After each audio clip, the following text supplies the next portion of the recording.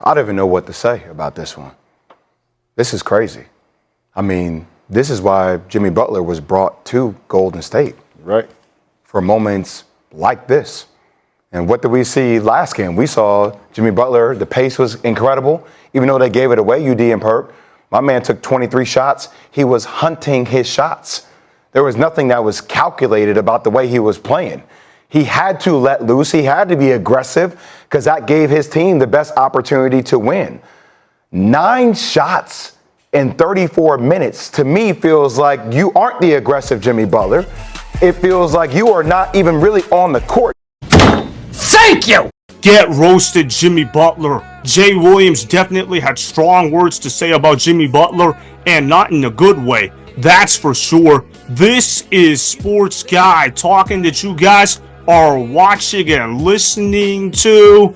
I am Dustin Tran, your host, as I am here today to talk about Jimmy Butler getting blasted by Jay Williams for not being aggressive enough. According to Jay Williams, it was unacceptable for Jimmy Butler to only have 9 shots in Game 4 for the Warriors. Obviously, the Warriors are now down 3-1 in this series against the Timberwolves. Before I say anything else, though, I want to present you guys with a topic question. So, here it is. Was it reasonable to expect more production from Jimmy Butler without Steph Curry? Of course, it was reasonable to expect more production from Jimmy Butler without Steph Curry. Is this even a real question? Obviously, Jimmy Butler was traded to the Warriors for what? He was supposed to serve as the second option behind Steph Curry. And I understand Steph Curry has been out for the majority of this series with an injured hamstring, but Jimmy Butler was traded so the Warriors could have offensive production if and when something went wrong to Steph Curry.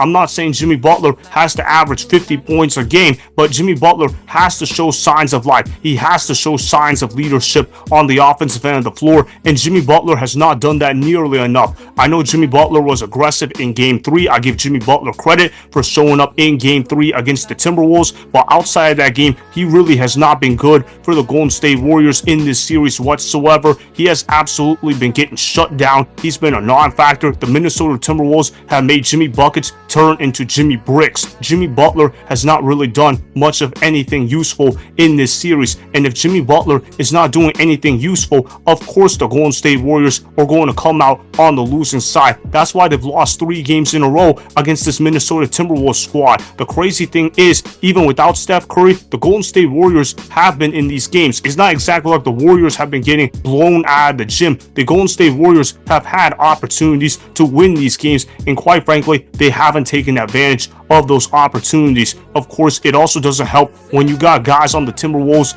like Julius Randle and Anthony Edwards constantly going off, and when those guys have an off night, they can rely on Rudy Gobert and Jay McDaniels to get the job done. This Timberwolves squad is absolutely deep. I had doubts about the Minnesota Timberwolves before the playoffs started, but they have absolutely proven me wrong. Anthony Edwards is proving that he should be the face of the NBA for the next decade. The man is an absolute sensation to watch, and Jimmy Butler has completely been neutralized. Jay Williams is absolutely right. I know Jay Williams is a hot take artist. I know he has terrible takes at times, but in the case of Jimmy Butler, Jay Williams is absolutely right in his assessment of Jimmy Butler. Where the heck is Jimmy Butler? I'm watching this game at my house, and I'm saying, where is Jimmy Butler? Why is Jimmy Butler not being aggressive enough with his shots? Does Jimmy Butler even care about winning this series? That's what I've been saying to myself throughout the course of the series. Jimmy Butler is playing like a guy who wants to get to Cancun as fast as possible. I also want to show you guys this clip of Kendrick Perkins making a stupid prediction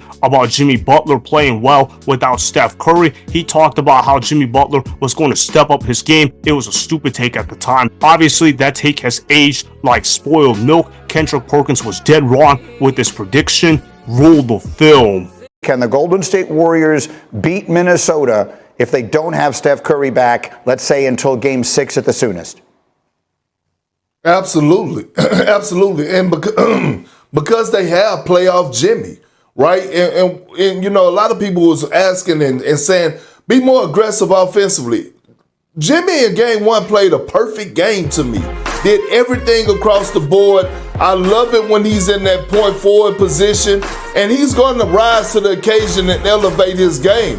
I don't have them picked to win this series. I didn't even before Steph got injured. But I will say this, the way that they're defending right now and locked in defensively, led by Draymond Green, the anchor, this team is still dangerous. And so when you have a closer like Jimmy Butler and you could spare some time and buy some time, hell yeah, they could still win this series. All they really got to do, in my opinion, is get one of these next 3 games to even the series up, and then let's see what it looks like in Game 5 to bring Steph back.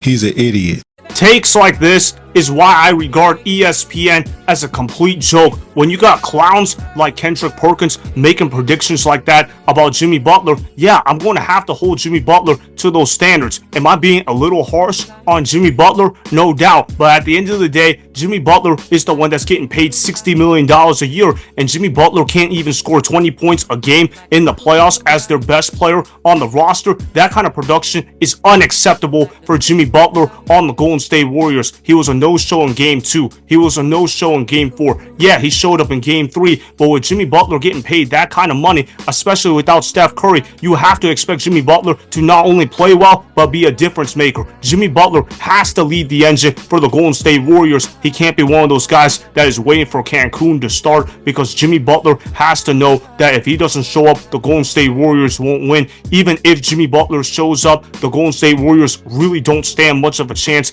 of winning at Minnesota. Their chances of winning this series is close to 0. I have a better chance of dating a supermodel than the Golden State Warriors do of winning this series. I hope I'm wrong about this prediction. I picked the Warriors to win this series in 6 games before this series started. Obviously, it looks like it's not going to happen whatsoever. The Minnesota Timberwolves are playing on fire right now, and I mean that in a great way. They look like a team that's primed to potentially make a run to the NBA Finals right now, depending on how matchups will play out in the Western Conference. I also say that it is reasonable to expect more production from Jimmy Butler without Steph Curry in the picture, because Jimmy Butler should be having the ball in his hands a lot. He's their best player on the roster. Do you really expect Jonathan Kuminga to score 25 points a game? He's been playing phenomenal for the Warriors in games 2 through 4, but he's not supposed to be a difference maker. Draymond Green is a great defender, but he's not supposed to be carrying the load on offense. Who else are you going to rely on for the Golden State Warriors? Are you going to rely on Kevon Looney? Are you going to rely on Podziemski? Are you going to rely on some of those other role players? No, no, no, and no. The Golden State Warriors have to rely on Jimmy Butler to get the job done, and he has failed in that regard. He's been a great number 2 option for the Golden State Warriors, but as a number 1 option, he has absolutely failed without the presence of Steph Curry. The Golden State Warriors have got to feel very disappointed in their lack of production from Jimmy Butler, especially in this series. The Golden State Warriors are going to be losing this series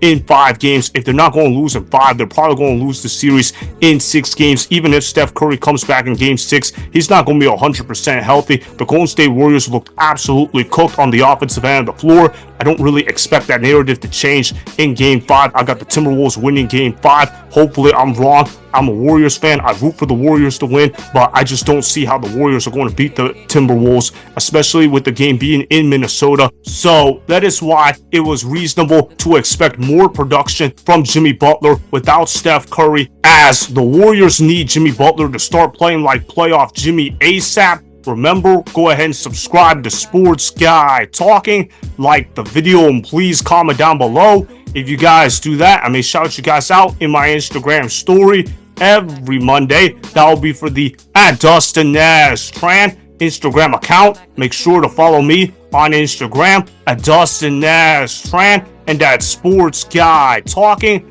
Also, go follow me on Twitter @DustinNashTran. Again, go ahead and do those things that I just told you guys to go do. Hopefully, you guys enjoyed the content that was just produced. Peace out. I hope you enjoyed that video. Want more Sports Guy Talking, the home of great sports content? Make sure you click that subscribe button to get the latest from Sports Guy Talking. Go ahead and like the video, comment down below, check the description box on the video in order to follow my Instagram and Twitter. Also, be sure to check out more of the best clips from the YouTube channel Sports Guy Talking.